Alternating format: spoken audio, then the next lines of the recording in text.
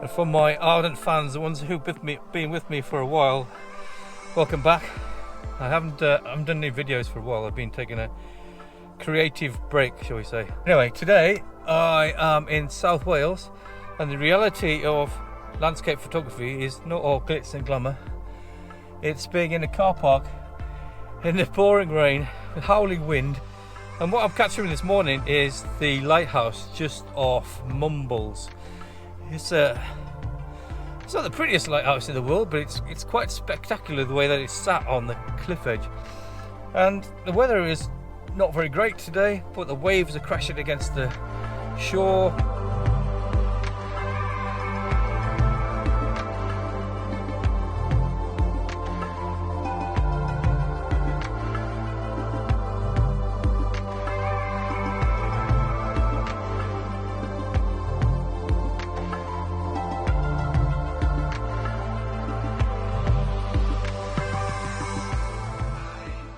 In my head, it's going to be fantastic in black and white.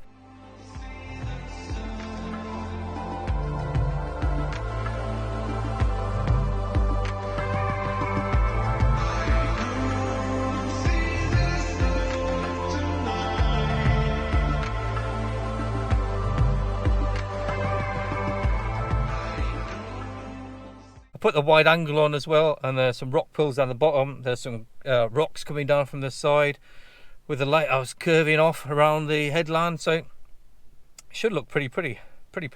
Should look pretty good.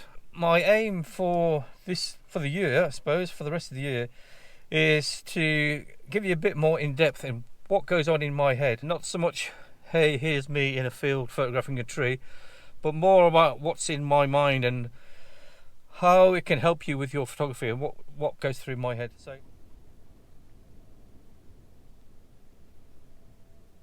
So when you come to a location like this, you want to get down low, get up high, take images with the coast sweeping round from the left, get images with the coast sweeping round from the right.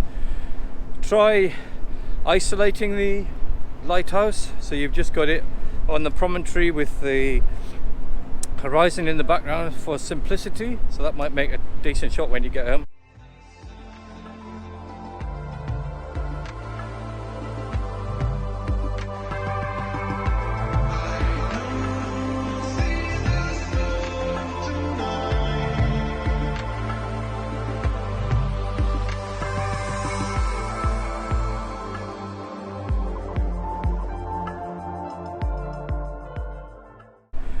Watch the waves, so don't just run in, take a shot and bugger off again. Just watch the waves. So when you've got your foreground just with your rocks, and then you've got the sea in the middle and then the lighthouse at the background, the sea bit in the middle is bland and boring unless you've got something going on. I mean, a chance you might get a boat, I suppose, or you might get a bird floating around, but ideally you're going to get waves crashing. So you're going to get rocks in the foreground, waves in the midground, and then lighthouse in the background, so your eye follows the image through.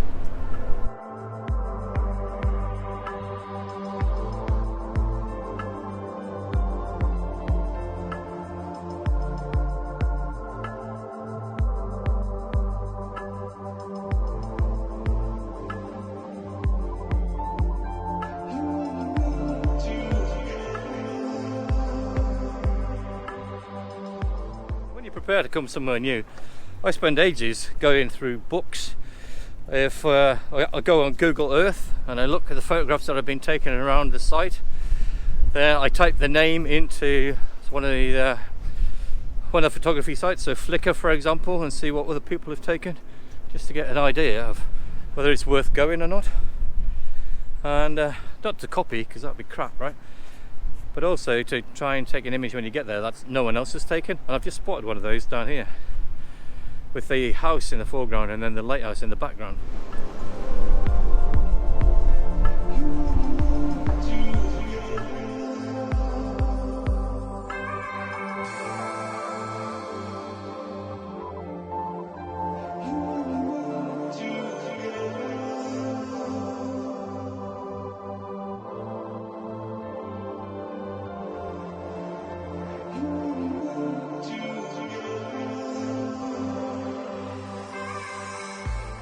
And you've got to remember that a photograph is its creation of the feeling that you have as a photographer when you're in that place. You put that feeling in, people are going to feel it back and give you the love that it deserves.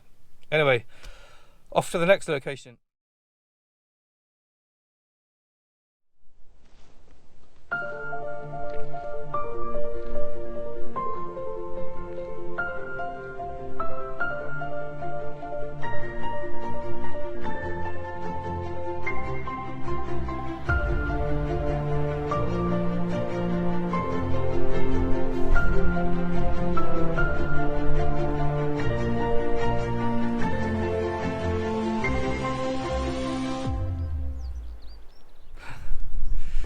A bit further west along the southern Wales coast is Three Cliffs Bay. By all accounts, there's a bay with three with three cliffs in it. Anyway, from the images I've seen, it's quite pretty, so that's where I'm going.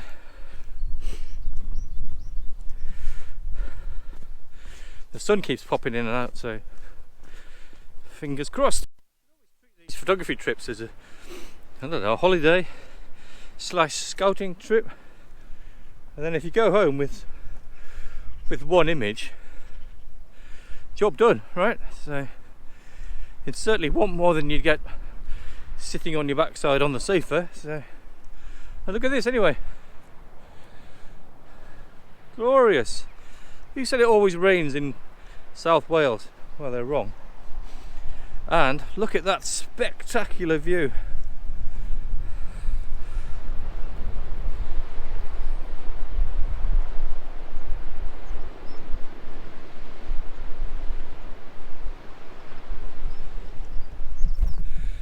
So already compositionally, I'm thinking there are three cliffs. This isn't Three Cliffs Bay, by the way, this is another Three Cliffs. So three cliffs coming in. That's your odd number. There's not too much dead space on the left hand side, so you don't have the three cliffs. You've got a bit of a bay in the bottom here with the rocks curving round. The only uninteresting piece is the sea, I guess.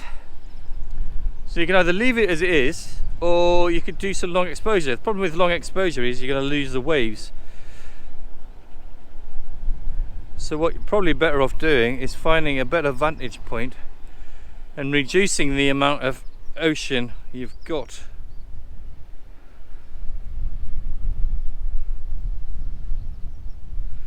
Or you don't bother capturing the bottom bit sticking out down there. So that's the kind of things you need to go through in your head, really. So you want your image to be interesting, not boring. So you don't want massive amounts of just boring. I know that people call it dead space, but it's dead space for a reason. It's dead and there's no interest. So this is what I'm going to aim for. This wasn't what I came for, but the beauty of exploring. And the sun's out. Excellent.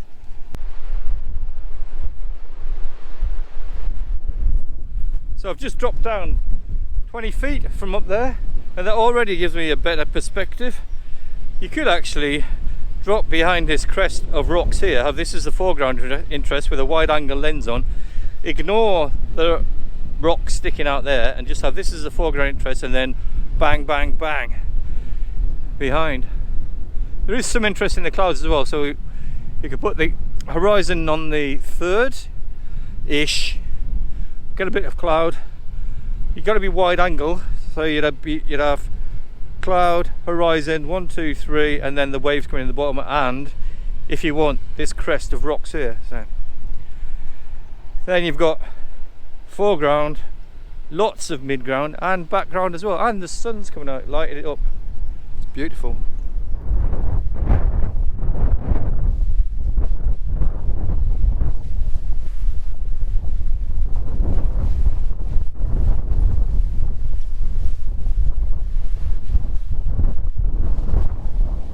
You probably noticed there when I was using the long lens, I wasn't using a tripod.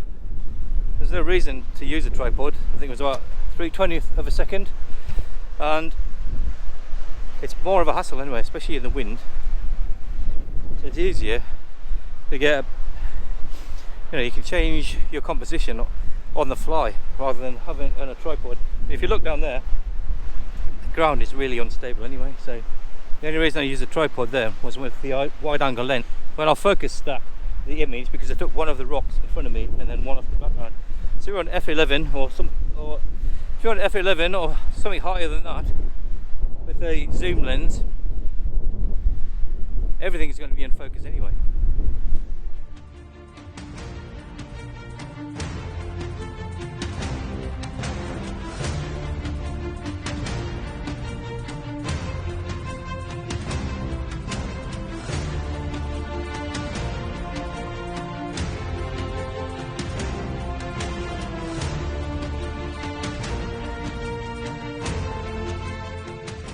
One of the great things about being at a location like this, when you take your time, things change. So on the shoreline, things are changing all the time anyway, with the waves coming in, the wind's changing, the light's changing, but also every now and again you get added features.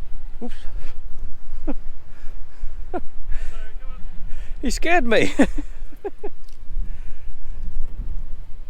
over to say hi. Yeah. Come on. As I said, things change all the time.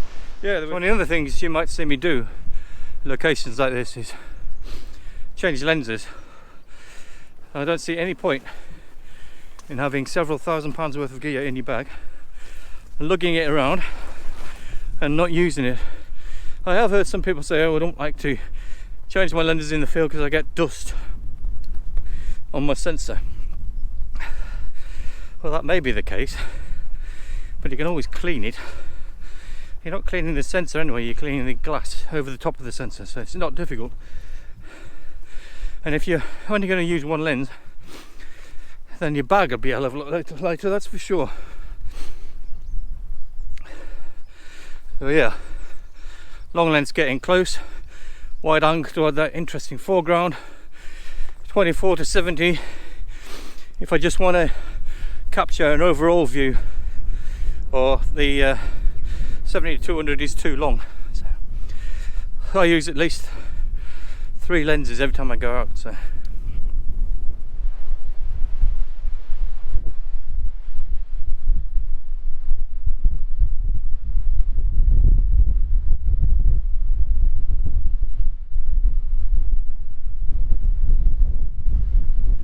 this is the reason we love landscape photography. Outside, fresh air, beauty, stress relief, and some art when we get home.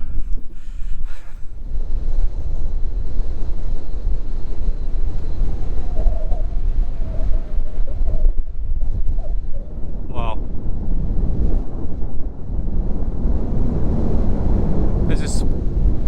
There's a sparrowhawk just hovering right next to me. And this is what we came for. This is Three Cliffs Bay. So my mind's already racing. What composition am I going to get from here? So I really like the waves. It's a little bit treacherous where I am at the minute.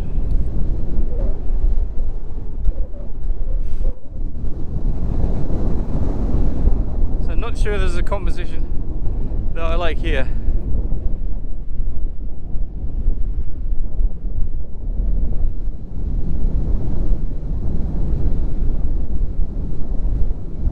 So I need to get closer. It's not drone flying weather either, so I don't think that's on the cards, although you never know. The plan here as always is to take it from as many vantage points as possible. I do like the fact that there's some reflective seawater on the sand down there, and it keeps picking up the reflections of the people walking in it. It just adds perspective, and you can see the size of the bay, so that's really, really nice. With the waves crashing in as well, and just making sure to avoid all of this greyness. I think I'll actually put the long lens on and see if I can zoom in on those people down there. That'd be quite pretty, I think.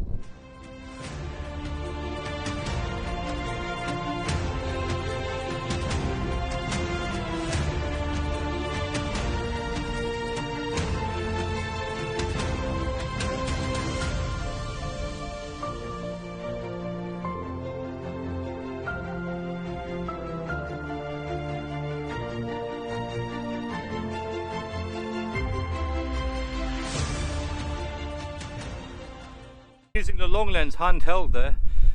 I'm not going to mess around putting a tripod up here. It's going to blow around in the wind anyway.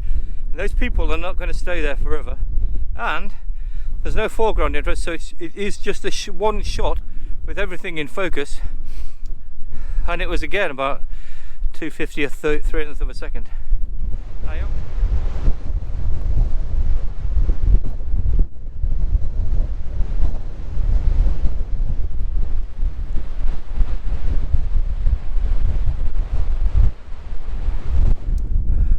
This is another fantastic viewpoint. As people quite often say, beautiful views don't always make the best photographs. Look at all that sand there. What are you going to do with that in post-process? It's not for me. It's a perfect example of two things. Firstly, why you should just chill out and let things happen around you. And secondly, why you should change your lens. So I put the wide angle lens on there and it looked absolutely stunning, at least through the EVF anyway. With the waves coming in from the left hand side as a diagonal, you got the whole vista, the sun was shining, it's just absolutely beautiful. Just try and take as many different images as you can, because when you get back to your screen and you see it bigger than this, that's when you can really focus in and see which is the best shot. There's no point turning up somewhere and taking one photograph and going home and then being really, really disappointed.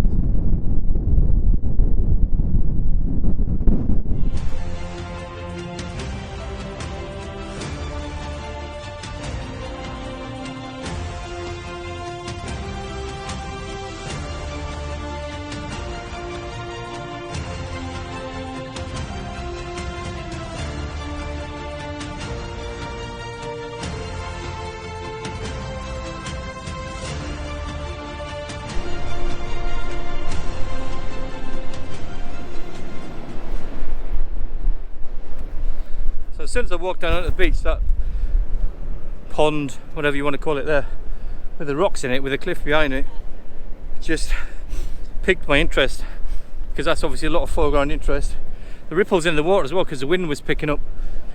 And then we've gone from bright sunshine to pretty grim, to be honest. So the mist over the peak was quite pretty as well. So anyway, I think I'm about to get wet.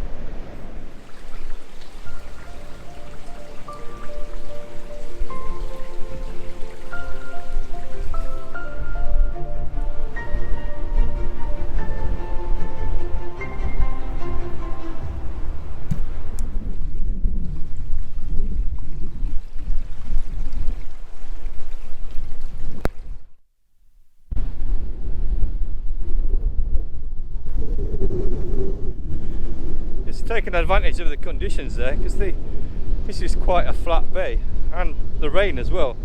With the sun behind us, it just caused a beautiful reflection of the three cliffs.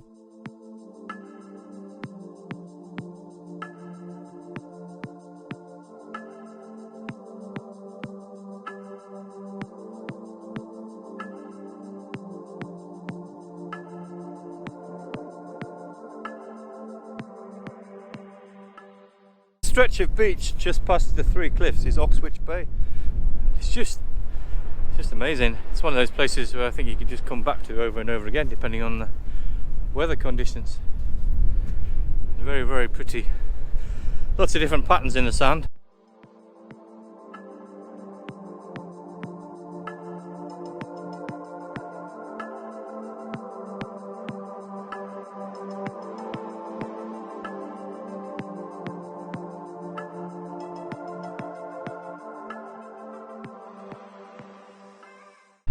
Reflections of the cliffs, obviously the waves.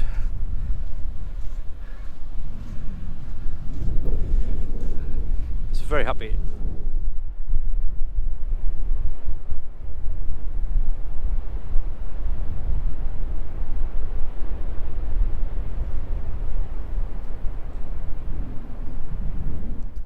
One of the very few things that I listened to from a photography judge was, if you have an arch or a passageway or something like that, your eye just goes straight the way through it unless there's something that stops it. So on that arch there, I just waited till there were some people in the background and took the shot there.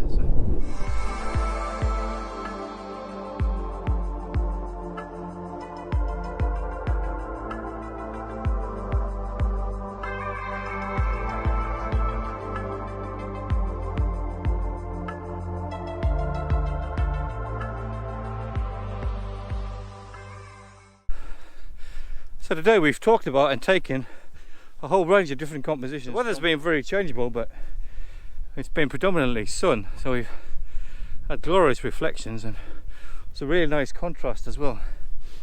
Well, we started off obviously moody this morning with the lighthouse, but that's great as well. So it's just all about grabbing variety, really. Anyway, that's enough from me.